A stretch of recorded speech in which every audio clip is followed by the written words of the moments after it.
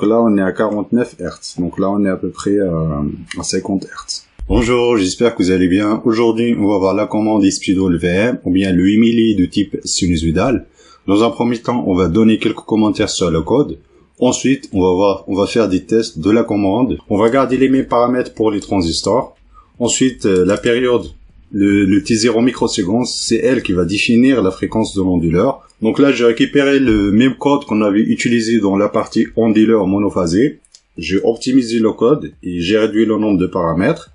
Donc là, on va utiliser uniquement deux paramètres pour paramétrer le SpeedOLVM. Le nombre d'échantillons, ça va définir la qualité de SpeedOLVM. Autrement dit, le nombre d'échantillons d'une période d'un signal sinusoïdal. Ensuite, le timer step, ça va définir, c'est un timer rapide. Donc c'est le contour rapide de SpeedOLVM qui va définir le nombre de transitions. Donc le timer step, ça va varier de 0 jusqu'à n-1. Voilà, concernant la partie SpeedOLVM, on va d'abord extraire le nombre de bits. Nombre de bits, on va faire le log de 2 de n. Ici, on a 128, 128, c'est 2 à la puissance 7. Lorsqu'on va faire le log de 2 de 128, on va obtenir 7.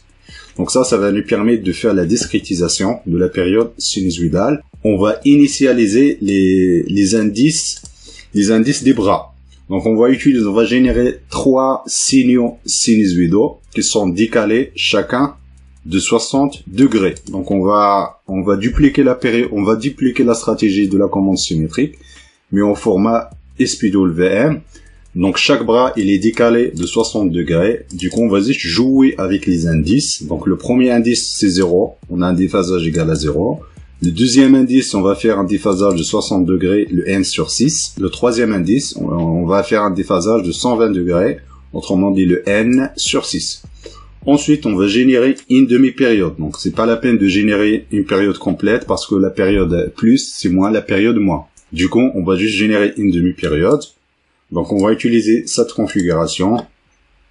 Donc, on va multiplier par le A. Le A, c'est 2 à la puissance n bits, moins 1. Donc, c'est l'amplitude discrète. Du coup, cette signal sinusoïdale, il va y avoir des amplitudes qui varient de 0 jusqu'à 127 d'une demi-période. Autrement dit, on va avoir une demi-période discrète ayant des valeurs entières de 0 jusqu'à 127. On passe maintenant à la boucle principale.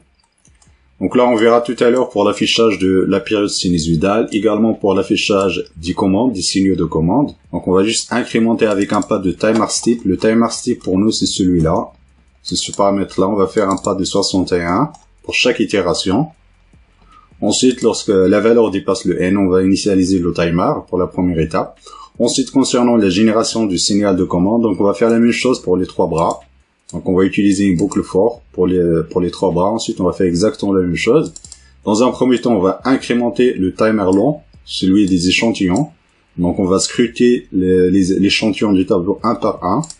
Ensuite, ici, lorsqu'on va atteindre le n-1, on va réinitialiser l'indice des éléments du tableau. Donc, le premier indice, donc ça commence par 0. Le deuxième, ça commence par n sur 6. Le troisième, c'est n sur 3. Ensuite, ici, pour chaque passage à 0 de l'indice i, donc l'indice i, celui-là, ça commence de 0 jusqu'à n-1.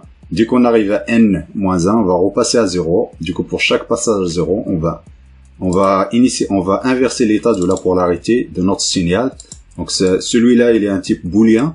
Donc ensuite, ça dépend de la polarité de l'alternance. Donc ici, on a le signe polar égal à 1, c'est-à-dire on a l'alternance positive. Ici, sinon, on a l'alternance négative. Donc ça, c'est un comparateur numérique. Donc là, on peut le faire avec un comparateur analogique pour générer le SpeedOLVM, c'est-à-dire on va faire une comparaison entre un signal sinusoïdal et un timer, c'est juste un signal triangulaire. Un timer, c'est un signal triangulaire qui varie de 0 jusqu'à n-1.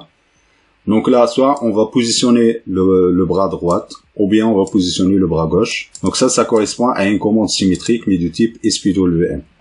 Donc c'est-à-dire soit on a l'alternance positive, ou bien l'alternance négative. On va passer maintenant au test de la commande. On va commencer par le n égale à 128, ensuite avec un pas de 61. Donc là, on va afficher, donc là, j'ai affiché le signal de T1 et T2. Donc on constate déjà, donc on a une commutation entre le T1 et le T2. C'est-à-dire, on a soit le T1 qui est actif, ou bien le T2 qui est actif. Donc on retrouve ici la forme d'onde de la commande symétrique. Donc là, concernant la fréquence, donc on va essayer d'afficher la fréquence. Donc là, j'affiche la différence des deux. Donc on a le T1 moins T2. Donc là, on va voir la période, une période complète. Donc là, on est à 61. Donc on va réduire le nombre de transistors. On va réduire le nombre de transitions. Par exemple, on va mettre le 13. Donc on va avoir moins de transitions dans le signal. Voilà. Ensuite, si j'augmente le N, par exemple, si j'augmente, je mets 123. Donc je m'approche de N. Donc là, on va avoir beaucoup plus de transitions parce que la rotation du timer, c'est-à-dire le passage de 0 à 1 du timer, c'est beaucoup plus rapide. C'est-à-dire la première itération, on va mettre 123. La deuxième itération, 123 fois 2, ça fait 226, donc c'est supérieur à 128. Du coup, on va réinitialiser à 0, etc. Du coup, le compteur, donc le timer s'attend beaucoup plus rapide. Du coup, ça crée beaucoup plus de transitions. Donc là, on va avoir beaucoup plus de transitions dans le signal. Donc là, on a plus de transitions. Par contre, là, on constate que la fréquence ne change pas lorsqu'on varie le pas d'incrémentation du timer. Donc, on fait pas varier la fréquence. La fréquence, il est contrôlé sur le nombre d'échantillons. Donc là, on va mettre le 3. On va voir un cas extrême. Donc là, la rotation, ça prend beaucoup plus de temps. Autrement dit, on va avoir moins de transitions dans le signal. Voilà, donc là, on a beaucoup moins de transitions dans le signal. Donc on voit ici, donc il y a très peu de transitions. Voilà, donc la qualité du signal SPWM, ça va dépendre de N. Donc là, on va faire varier le N. Par exemple, on va mettre 64. Ensuite, ici, on va mettre 61. Donc là, on va avoir plus de transitions. Déjà, on constate que il doit y avoir une augmentation de fréquence. Parce que là, on a passé de 128 échantillons vers 64. Donc là, j'essaie d'afficher la fréquence. Le fondamental. Donc on a une fréquence à peu près de 342. Donc là, si je change le nombre d'échantillons, je mets ici 128. Donc là, on est passé de 342 à 176. Donc à peu près un rapport de 2. Par contre, on a augmenté la qualité de notre signal SPWM. Donc on peut monter encore, on peut pousser un petit peu les performances de la qualité du SPWM. Ce qu'il faut faire attention, donc il faut faire attention avec la mémoire. Lorsqu'on augmente le N, donc on augmente également la mémoire, donc c'est automatique. Donc là, on va avoir 256 échantillons par période, par demi-période. Donc là, on est à 15%. Voilà, on va voir la fréquence. Donc là, on est à 176, le fondamental. Donc là, on est à 88 Hz. Donc en revanche, donc on a une bonne qualité dans notre signal SPWM. Donc là, pour augmenter la fréquence, donc il suffit de réduire le N. Par exemple, ici, on va mettre le 16 échantillons. Ensuite, on va mettre une période de rotation de 13. Donc là, donc 16 échantillons, on s'approche de la commande décalée. La commande décalée, c'est 12 séquences. Donc là, on est à 16 x 2. La commande décalée, elle est pas mal. Donc, pour avoir des performances de la vitesse, également la suppression de l'harmonique 3. Donc, la commande décalée est largement suffisante pour faire un onduleur triphasé. Donc, ça, c'est la porteuse. Donc, nous, ce qui nous intéresse, c'est la fréquence basse fréquence, c'est-à-dire cette transition-là. Donc, on est 1,3, à peu près 1,3 kHz. Ce que je vous conseille pour le N, c'est-à-dire, il doit y avoir un décalage de la valeur dans le temps. Donc, et ça permet de changer la position des transitions par période. Et ça va créer beaucoup plus de transitions dans le signal. Donc, évitez d'utiliser des nombres qui sont pairs. Si vous pouvez utiliser un nombre premier, c'est encore mieux parce que la rotation, c'est-à-dire le nombre de rotations qui vont permettre de retomber sur la même valeur, donc c'est beaucoup plus important. Du coup, ça va créer beaucoup plus de transitions dans le signal. Donc là, on va mettre 15, 13. Donc soit mettre 13, soit 15. 17, c'est supérieur à 16. Voilà, donc on a gagné un petit peu, pas beaucoup. Voilà, donc là, on est à 1,3, 1,2 kHz. Donc là, la limite, c'est à peu près... si on va réduire encore, parce que le problème, c'est on réduit le nombre d'échantillons pour augmenter la fréquence. Donc on va tomber sur la commande décalée. Donc là, c'est en mis 8. Donc là, 8 x 2, donc ça fait 16. La commande décalée, ça fait 12 itérations. Donc en revanche, ici, on va mettre 7. Voilà, donc là on est à 2,4 kHz. Voilà, on a quelques transitions par période. 2,4 c'est déjà pas mal. On va essayer d'obtenir le 50 Hz, 512. 512 ça va être de l'ordre des 40 Hz, après on va mettre 233. Voilà, donc là on a un signal qui est beaucoup plus lent, on va mettre le 20 millisecondes. Voilà, on est à 44 kHz, 44 Hz. Donc là, on n'est pas loin de 50 Hz. Donc là, c'est pas mal. Donc on a un signal qui est SPID-OLVM, qui est propre. Pour avoir une mesure efficace de la fréquence, on va utiliser une sortie digitale. Ensuite, on va affecter la polarité du signal sinusoïdal du bras 1. Du coup, on va obtenir un signal carré. Donc ensuite, on va mesurer la fréquence de ce signal carré. Parce que le problème avec un signal SPID-OLVM, donc des fois il y a des transitions, on n'a pas une mesure efficace de la fréquence. Voilà, donc là j'affiche le T1 du bras 1, ensuite j'affiche la sortie 3. Donc la sortie 3, on a un signal qui est un signal carré.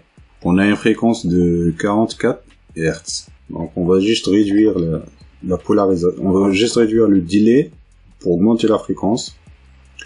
Donc on va mettre 12. Donc il faut faire attention donc lorsqu'on a ajouté cette instruction dans la boucle.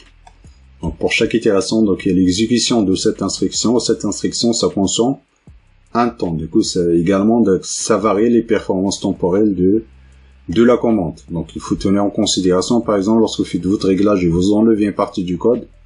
Donc là vous êtes en train de faire varier les performances temporelles du code. Donc toujours donc lorsque vous faites des tests, il faut qu'ils soient des tests définitifs. Vous pouvez par exemple faire des tests fonctionnels. Par exemple ici, en utilisant cette partie-là du code et cette partie-là, juste pour visualiser les chronogrammes des signaux. Mais une fois c'est fait, il faut commenter cette partie-là, enlever toutes les lignes dont vous n'avez pas besoin. Donc ça va permettre d'augmenter les performances temporelles du code. Voilà, donc là, on va regarder la fréquence.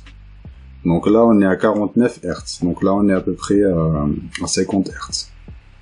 49, on peut encore réduire un petit peu, on va mettre 10.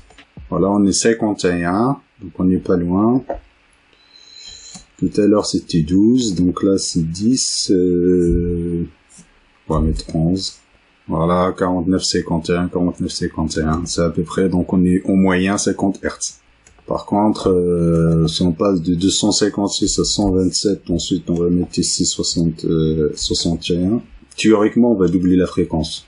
Voilà, on est à peu près à 103 Hz. Donc ça, c'est pas mal. Donc 51 x 2, donc ça fait 102, 103. Donc c'est à peu près... donc il n'y a pas un petit shift, un petit dérive qui est dû à la taille du buffer. Donc là, on est 256. Si on va passer à 64, on va mettre ici 13. Donc là, normalement, on doit obtenir 400 Hz, 200 Hz, 206, 200... Théoriquement. Après, il doit y avoir un petit chiffre de la fréquence. Voilà, 203. Donc ça, c'est pas mal. Voilà, donc là, je pense que vous avez compris la notion du signal SPID-OLVM. Donc là, on peut agir sur la fréquence et sur la qualité du signal. Par contre, il faut faire attention, donc c'est une commande qui est décalée de type SPID-OLVM. Il peut y avoir des transitions au départ de la période ou bien à la fin de la période de commutation de T1 et T2. Ça va être de l'ordre de microsecondes ou une centaine de nanosecondes. Donc là, normalement, vous avez toutes les stratégies de la commande. Je mettrai un lien dans la description. Donc le code, il contient toutes les stratégies. C'est-à-dire, ce code-là, c'est un code complet de 3 stratégies. Donc il y a toutes les fonctions qui vont vous permettre d'implémenter soit la stratégie 1, la stratégie 2, la stratégie 3. Et vous pouvez également ajuster sur les paramètres. On verra dans la prochaine vidéo comment faire un trigger externe. Parce que j'ai constaté quand j'utilise un code, des fois, par exemple, quand je fais des simulations aujourd'hui, demain, je constate qu'il y a une dérive de la fréquence. Également, au fil du temps, quand j'alimente la carte, j'ai une fréquence. Quand j'atteins un petit moment, donc il doit y avoir des petites dérives. Ça peut être dû à la température. Ce qui sera intéressant, c'est d'avoir une horloge qui est fixe, c'est-à-dire lorsqu'on va faire le réglage de 50 Hz, on aimerait bien que ça reste 50 Hz tout le temps. Donc là, du coup, il faut une horloge externe. Donc là, l'horloge externe. Donc là, on verra dans la prochaine vidéo comment synchroniser notre code. C'est-à-dire, on va pas changer le code. On va juste utiliser une technique qui va permettre de synchroniser le code avec une horloge externe. Je vous remercie de votre attention et à la prochaine vidéo.